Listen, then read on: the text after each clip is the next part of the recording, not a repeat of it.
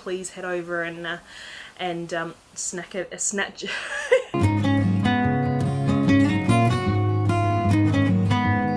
Hello everybody and welcome to the Lovebird Lane podcast. I have no idea what episode we are on, but I'm here. I'm recording again. I know it's been a little while, but I have been so busy. I can't really talk about why I have been busy as yet.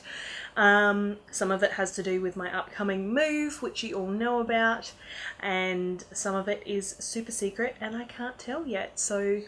But just know I have been at the dye pots. I have been going mental with some self-striping, some new colorways. I really want to get into having more self-striping, so that's something that I have been working on, is creating new colorways and getting them dyed up and swatched and all sorts of things like that. So yes, I have been very busy. I have not been having a lot of time for crafting, so and then by the time I do have time for crafting, I'm so tired that I just collapse on the couch pretty much. Today is a Thursday, it's the 23rd of May. We are having a rental inspection today, so I have been cleaning like a madwoman all week just to make sure that we pass that. Hopefully it'll be the last one we ever have to have, apart from the final exit inspection, so fingers crossed. Where do I start? Yeah, I've had that today. Hopefully I won't have to cut the podcast because they arrive. It is 10:27 and the window is 10:45 to 12:45, so hopefully I'll be able to finish recording this podcast before they show up. So today I don't have a lot, like I said. I'm probably going to try and keep this relatively quick anyway because it's so much easier for me to edit and upload and all that kind of good stuff. But yes, I am fine. I am okay. The mental health is doing pretty well. My overall health is pretty good. I'm very sore at the moment, but I think that's mostly to do with all of the gardening and the housework and all that kind of stuff that I've been doing over the last couple of weeks to get us ready for the inspection and also, you know, to move in a couple months. But I think I'll take this afternoon after I've edited this just to relax and enjoy the afternoon, and I can finally have a little bit of time off. So anyway, I have one FO, I have 2 whips, and that's about it, to be honest. So I guess for now we can get on with what I have finished. So the thing that I finished is, you saw the start of this in my last episode. There's my caramel slouch. I get the name right this time, I've remembered what it is. And this is a pattern by Tin Can Knits. Let me see if I can find where there we go, so that's the back. So it is quite a slouchy hat, as you can see. I have been wearing this on and off since I finished it. It's like got a nice, really nice slouchy shape, and I really quite enjoy it. The only thing is, it's so funny, and like it's just a byproduct of my new hair. I'm used to having bits of hair come out when I'm wearing my hats and things like that, and because there is no hair to come out, so it's kind of a little bit strange. And I look at myself, like I'm looking at myself in the viewfinder, and yeah, it's like kind of strange not to see any kind of hair sticking out and that kind of thing. So but it is warm. I have been wearing it. Funnily enough, the last couple of weeks it's been a little bit warmer at night, but prior to that, in the mornings and the evenings, I was really cold. I don't know whether maybe I'm just getting acclimated, like my head is just getting used to the cool weather, or what. But yes, I haven't been wearing hats so much in the last week. Even now, it is getting a little bit warm. Like, it's not hot, but it's warm. So yeah, my caramel slouch, not much really to say about it. It was a pretty cool pattern. I really quite enjoyed knitting this one. If you've been following me for a while, you know I'm not really into scarves. So anything that involves knitting a strip of fabric, I'm kind of don't love.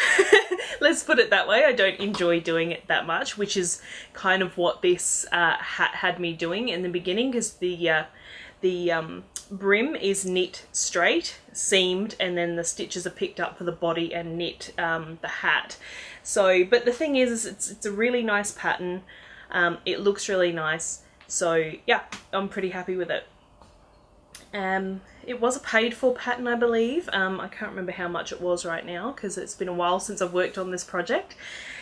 But yeah, I've still got leftovers, would you believe? I wanted to finish up the leftovers of this yarn in this hat, but didn't quite happen.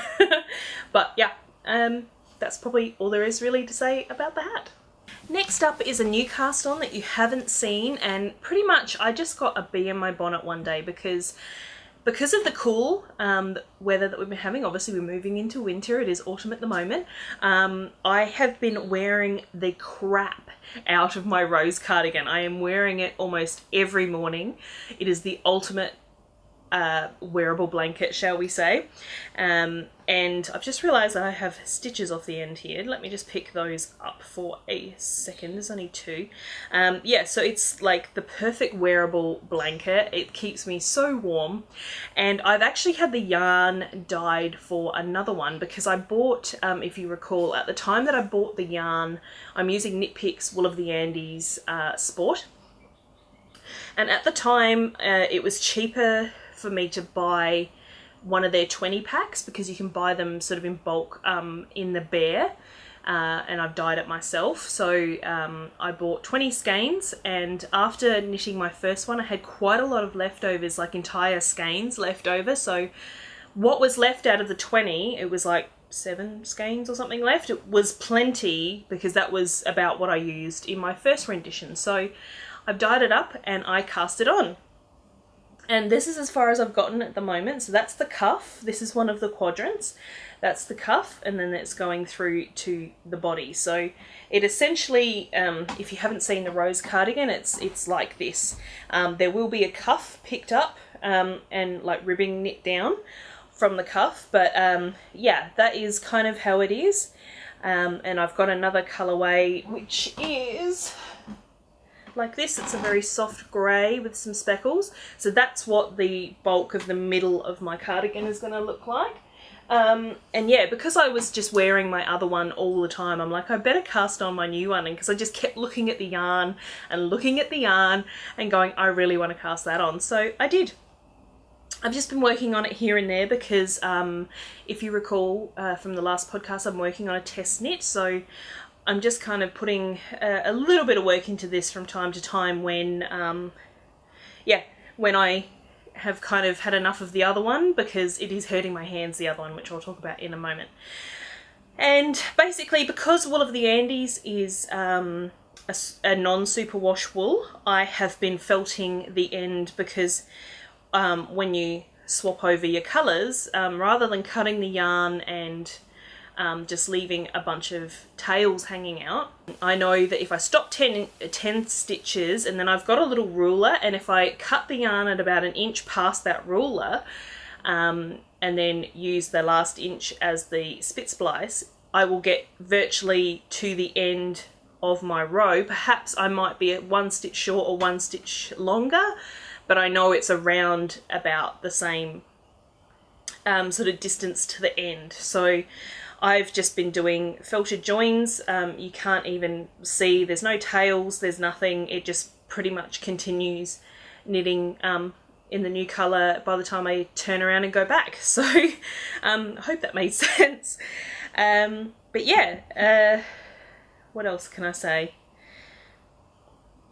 I don't know really what else to say, but I'm using mostly my colourways, except for that one up there. That's not really a colourway. This one is Starless, so that's the black. Then I've got Fletcher here, which is the grey and brown speckle.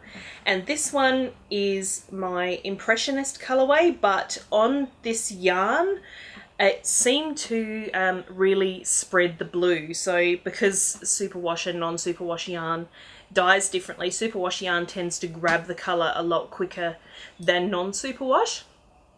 So that's why the colour has kind of bled a little bit. So it's more of a blue with a few little blips here and there of the pink and chartreuse that I dye it with. So, but on the whole, it looks mostly like a tonal blue with a few little pops of colour. But yeah, that is the beginning of my second rose cardigan. And finally today is my test knit that I just mentioned, and this is for Jess of the Sweater Collective, and it is her new Callitris test knit. You know, I had trouble saying the name last time. So I have split for the armholes. I have started the body, which is some garter stitch just here in between those arrows that come down. You probably can't see a thing, can you? My needle's a little bit small. Like, it's perfect for when I'm knitting, but it's not great for showing. But yeah, there's like the little arrow just here, the little arrow sort of effect that's done by using a float, and then garter stitch under the arms. So I've been plugging away on this. I have already told Jess I cannot guarantee there will be an FO for this one, because this is due, I think, middle of next month, possibly. I can't quite remember 100%, but I'm using a Knit Picks Lindy chain, so that is a linen and cotton blend yarn. That's it there, little donuts. And the gauge is quite tight on this. I think it's about 28 stitches per 4 inches. So the stitches are quite small.